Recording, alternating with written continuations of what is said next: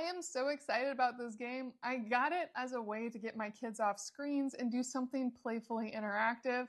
So let's open it up and see if it's as cool as I think it is. Now it's made out of wood, uses water-based paint, and it's super cute. It smells like wood right out of the box. I always love when things are real, and this is real. It's very light, but it's also extremely durable. It's not going anywhere. It's gonna hold up. Right here, these are the rubber bands that will shoot the little pucks back and forth through the hole in the middle, and then the pucks are right here and here, and these are also solid wood pucks.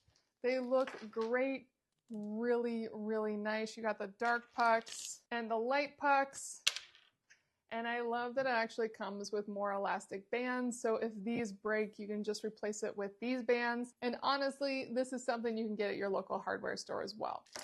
So let me put them all in, and all you do is grab those pucks and shoot them. And try to get them to the other side.